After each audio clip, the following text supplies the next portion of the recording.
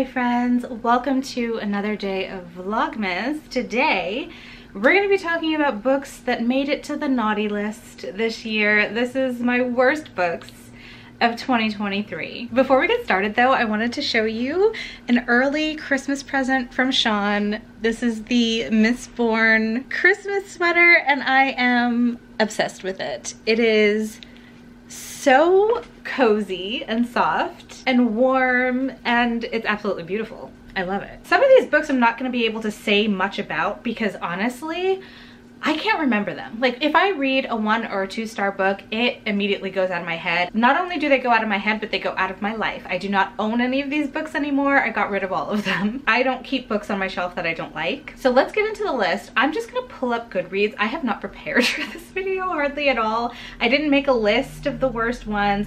I'm just gonna go through Goodreads and I'm gonna see what I've read this year that got 1 and 2 stars, and then we're gonna talk about it. That's how this is gonna go. Starting off with probably the worst, no, not the worst, the second worst book of the year for me. If any of you are new here and you haven't seen how much I hated this book when I first read it, please don't unsubscribe. I get that it's a lot of people's beloved book. I know that there's a lot of nostalgia involved. I know that like it's a classic and a lot of people love it, but I hated it. And that is Little Women by Louisa May Alcott. Yes, that classic. I finally read it this year. I had been wanting to read it for quite some time. I grew up watching the movie with Winona Ryder. Absolutely love and still love the movie. I thought that the book was gonna be so good, so cozy, so perfect, and it was just horrible for me. Most of the time I was bored out of my mind. Amy was a whiny little you-know-what. I could not stand her, especially after she like burned Joe's manuscript. I was rolling my eyes so hard while reading this book. The one saving grace character for me in this book was Joe. Joe, who was very independent, who was a woman who knew what she wanted and was not interested in getting married. It like the whole book basically just said, oh, she was never gonna be happy until she got married, and then she got married and now she's happy. And like that was the whole point of this book. It was just about them being told or proving that none of them would be happy until they were married and had children. And I just didn't appreciate that. And I don't get the appeal to this anymore. Like I can understand at the time how great this would have been. But as a modern reader, I don't get it. It was incredibly frustrating for me to read. I did not have a good time. This was a 1 star. If you want to hear like my full rant, because honestly I can barely remember all of the things that really pissed me off about this book, but I do have a vlog. I'll try to leave it linked in the cards. Or not a vlog, I think it was just a wrap up. Maybe it was a vlog, now I can't remember, it was so long ago. But I'll leave the video linked in the cards if you want to hear my full complaints and my full rant, because I don't want to go into another rant about it in this video. All right, the next 2-star I'm coming across is Dead Dead Girls by Nekesa Afia. I read this back in February, and this is a murder mystery set in the Harlem Renaissance era in New York. I just didn't like it. I think like this is a book that could have appeal for some people, but there were definitely some plot holes and our main character was so dumb about certain things. This is a mystery and our main character is like this amateur sleuth. She is, first of all, the whole circumstances in which she gets involved in this case of missing Black women in New York didn't make sense to me, because she gets involved because she gets in trouble and the police ask for her help because she can talk in situations or get to know certain people, get information out of certain people that the white cops can't, which made, like, that makes sense. But at the same time, how I don't think that that's realistic. Like, so the whole setup of it was a little bit iffy for me. And then the fact that our main character was literally not getting anywhere. And not because it was a difficult case, but because she didn't investigate. Like the whole book was her going to the same people over and over again, having the same conversations. It got so boring and repetitive and not coming to any new conclusions, obviously, because she's talking to the same freaking people over and over again. So I didn't enjoy this one. I was doing pretty good because I didn't have another 2 or 1 star until April. And in April, I read The Wolf of Oren Yarrow by K.S. Villoso, which I thought I was gonna absolutely love. This is the first book in what is called the Chronicles of the Bitch Queen. I thought we were getting a fearsome, badass bitch queen, and that was the vibes of the synopsis. But once you read the book, you realize that the main character, she has kind of developed this reputation of being this bitch queen, but she's really not that in person. She ends up, through circumstances, going to meet a husband that walked out on her. She goes to meet this man instead of having him come to her, which that was the first thing that didn't make sense to me. You're this all-powerful, fearsome bitch queen, and you're gonna go chase after this man instead of making him come to you or just ignoring his petition altogether. But anyway, she ends up going into these strange lands where she's not as well known, where people don't really recognize her royal status, and gets into a bunch of trouble. And just like the laundry list of things that went wrong on this trip was ridiculous to me. And this is the kind of thing that maybe I would have enjoyed. Like, the setup isn't bad. Maybe I would have enjoyed the setup had it been written differently, had it been written by someone else, but I was already frustrated with the book, and everything that happened just got crazier and crazier, and I couldn't wrap my head around it. I didn't find it realistic. I just didn't enjoy this one, unfortunately. I also gave 2 stars to All of Us Villains by Amanda Foody, but honestly, I literally have no memory of this book. Like, I could not tell you what happened. I know that it was like this magical tournament, a bunch of different families fighting, but I could not care less, and that was the whole reason it got 2 stars, because I just didn't care. So I really have nothing to say about this. I can't remember a single thing about this, honestly. Pretty much the same thing with The Luminaries by Susan Dennard. I was so shocked. This is probably one of the most disappointing reads of the year. Not just the worst, because it's Susan Dennard. Susan Dennard wrote the Witchland series, which I absolutely love. It's one of my favorite series, and I expected The Luminaries to be just as amazing. I read it and it was not good. It didn't feel like the same author who wrote the Witchland series. It felt very, first of all, it was very young. It was very juvenile, and like, that's on me. That's not a bad thing against the book. That's just something that I don't enjoy. But it wasn't only that. I felt like there were so many plot holes in this. The writing wasn't up to par, like I said, and I was just bored out of my mind. So very disappointed in The Luminaries. I'm glad that I didn't go out and like spend a ton of money buying special editions of this book before I read it, because I had expected to love it as much as I did the Witchland series. Okay, then we have what legitimately is the worst book of 2023 for me, and that is A Witch's Lament by Kathy Walker. This was actually the Black Hat Book Coven book pick for July, which is when we started the book club, and it was the worst book we've read so far for the book club, but also my worst book of the year. This was horrible.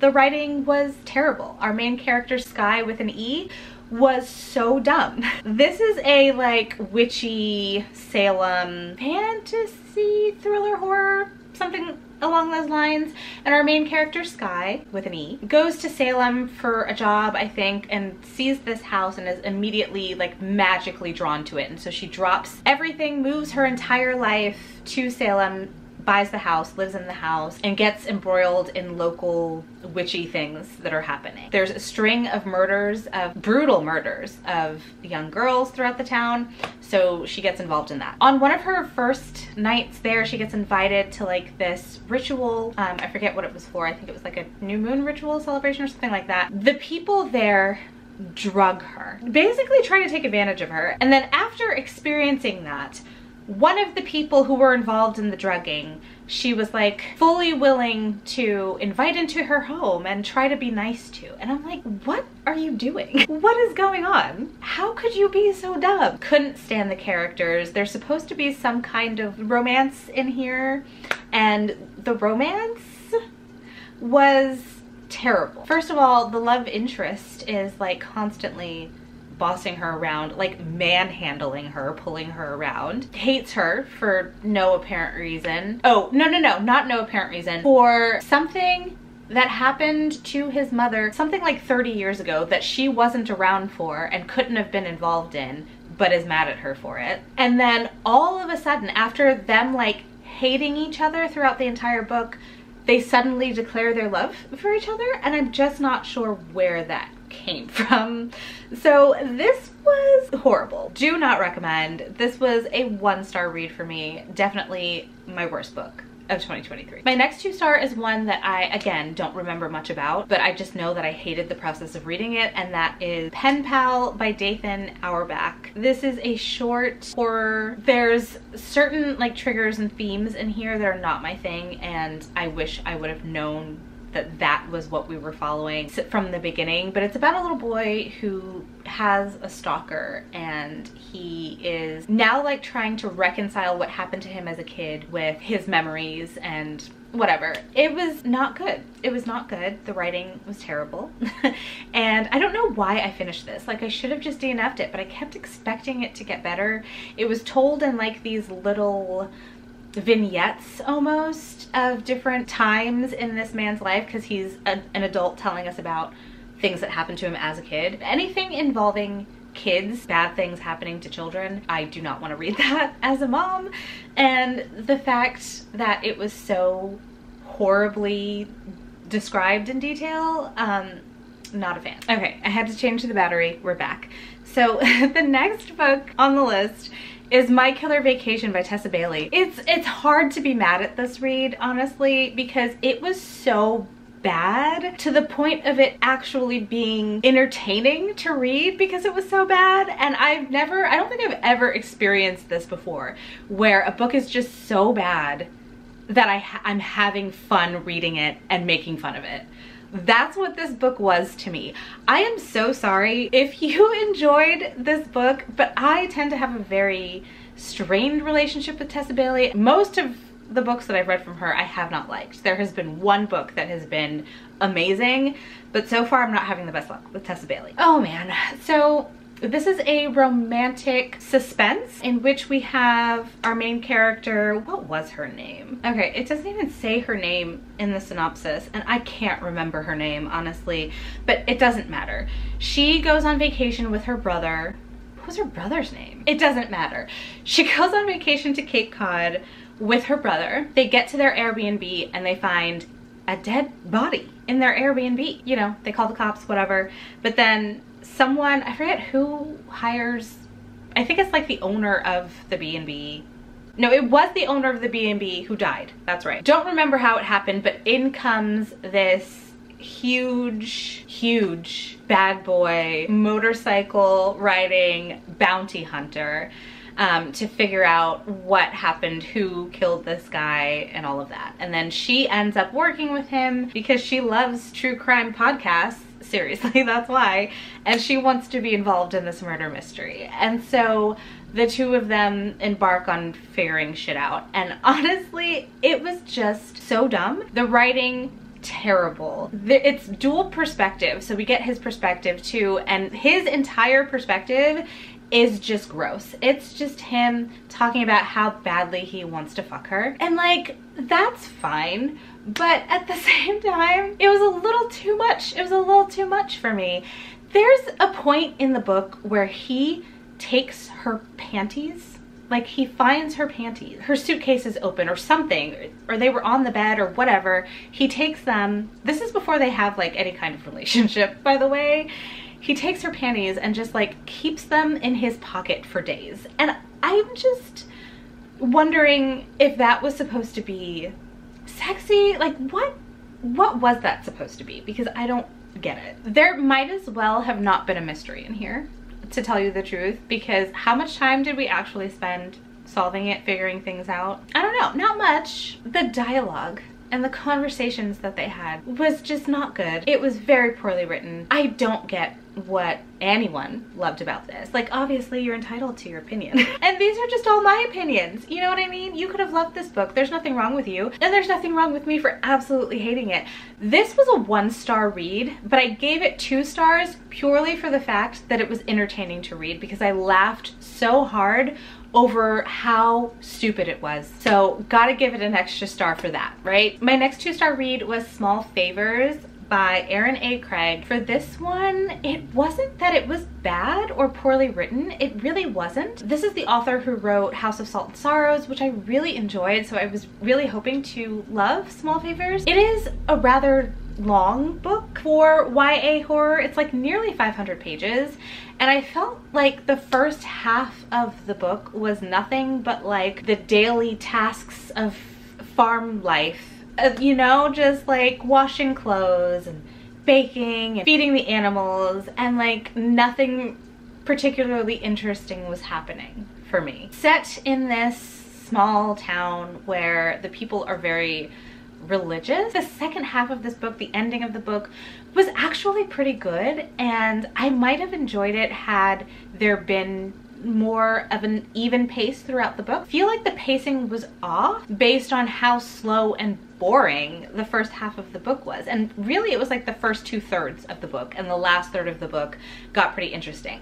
The creatures that are in here are very interesting, but we didn't get to know enough about them. There wasn't enough tension being built. It just was boring, unfortunately, and that last little bit of it, last fourth or third, was decent, but it still ended up getting 2 stars. So this is not like bad, it just wasn't great. So this is all in October. I had 2 very disappointing reads back to back, 2 reads that were highly anticipated reads for me.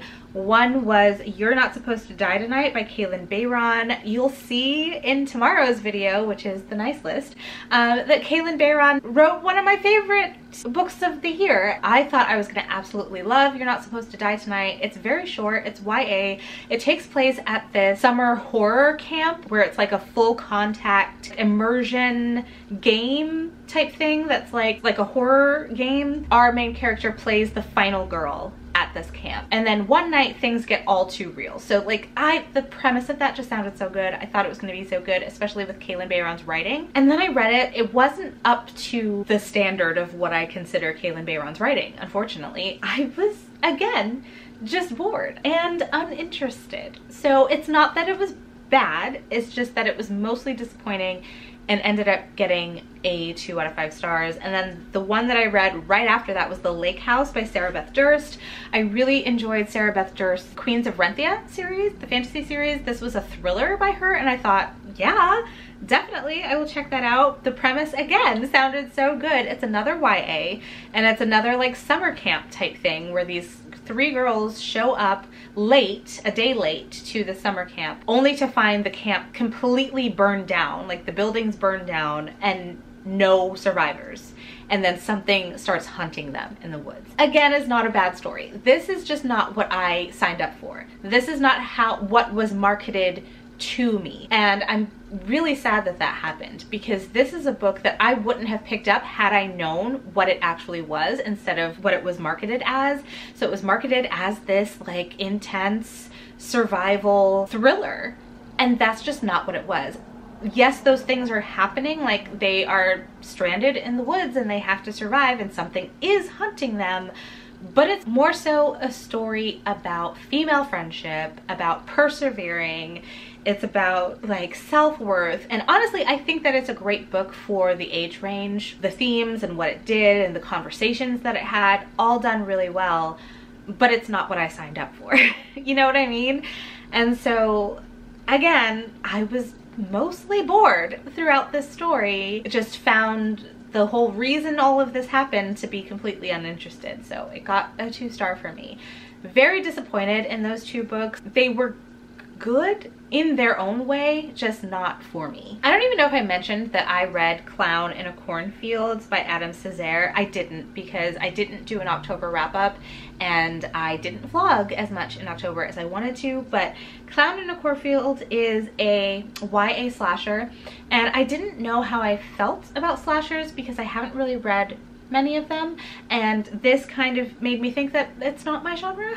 I gave this 2 stars, and I'm sure that this did exactly, like, delivered exactly what it was supposed to deliver for someone who likes this genre, but I just don't think it was for me. I have to care about characters in order to care when things are happening at all, and we weren't given enough time to care about the characters at all. We weren't really given enough time to be properly introduced to the characters. They all seemed like stereotypes. Like, there was the quiet new girl that just moved to town, and there was the popular bitchy girl, and there was the jock, and you know what I mean? Like, it was just like that. They were just all stereotypes and caricatures, and then everyone started dying, and I'm like, I don't really give a shit, and I should have just DNF'd it, but for whatever reason I kept reading.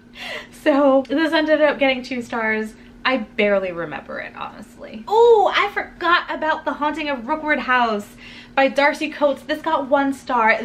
This is definitely like top 3 worst books of 2023. I've heard so many great things about Darcy Coates as an author, and maybe I just started with the wrong book, but The Haunting of Rookwood House was absolutely terrible. There was no atmosphere or emotion to it. We get right into the haunting. We're following a man who has like some kind of accident happened in his past, and he's trying to start over. He's helping his mom clean out the attic, right? It's coming back to me now. He's helping his mom clean out the attic and finds a deed to a property. And he's like, Mom, what is this? You own a property? And she's like, oh yeah, I forgot about that. I do own this house. And it was all very weird. And so he's like, this is great. Like, we could fix this house up, sell it, and then move and start over our lives somewhere else. So he goes to the house, and immediately he gets there and like starts seeing things. And he just like brushes it off. He's like, no, whatever, it's just all in my head. And then he goes there, he goes back to like stay there and fix up the house so he can sell it. Weird, creepy things continue to happen. And he's just like, oh no, it didn't happen. I'm like, how? What? This was another instance of just like the main character being so dumb that I could not handle it. Not only that, but his little accident from the past is him having ridiculous anger issues. You can even see it throughout the book. Like, things will happen in the house and he'll start punching walls and kicking things and throwing little baby boy tantrums as a grown-ass man. And his temper got him in trouble with his previous relationship because his girlfriend, his then girlfriend, was like, I'm pregnant, and he was so pissed off about her being pregnant that he ran her over with his car, accidentally, of course, accidentally. It was in the news and like everyone knows about it, and so he's trying to move on and start over. And at the end of the book, this is kind of a spoiler but not really, at the end of the book, when he finally gets out of the house and he's like in the hospital recovering, his girlfriend shows up. I guess like they live happily ever after, and I just did not like the way that was portrayed because he still has serious issues. It just felt like everything was forgiven, and I didn't like that. So that was something that really bothered me, and the entire book was just completely boring. I don't know how you could make a haunted house book so boring, but it absolutely was. Okay, I read The Night House by Jo Nesbo, and this is another horror. I had an arc from NetGalley. I don't know if it's just like the translation, but there were so many things that made absolutely no sense, even for the time period, because you can tell that this is set in like the 80s, 90s. It's told in 3 parts, and it's kind of this layered psychological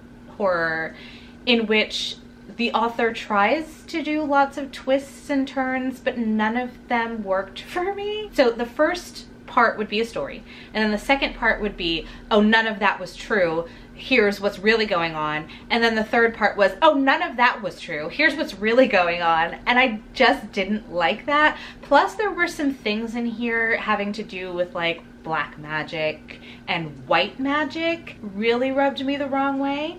And so yeah, I gave this 2 stars. That's really all I have to say about it. I did not enjoy it. And then actually the last book is Zora Books Are Happily Ever After by Taj McCoy. I'm not going to talk about this again. This got 2 stars. I talked about it in one of the Vlogmas videos, or the second vlog of the month. So you will have already seen that. If you haven't seen it, you can go check it out. I kind of talk about it in that video, but I just didn't enjoy this. I don't think it was well done. It's a love triangle that gives us one really great, perfect man and one complete asshole that I didn't understand what the point was. There were some other things in here that I didn't like either, but yeah. And that is it. Those are all of my 1 and 2 stars for the year. Those are all of the books that made the naughty list this year. Talk to me down in the comments. Let me know what your worst book of the year was. If you don't have anything to say but want to let me know you were here, leave me a Christmassy or winter themed emoji, and I will see you tomorrow so we can talk about more positive things like books I really enjoyed. If you like this video, don't forget to give it a thumbs up, hit subscribe, and I will see you tomorrow. Bye.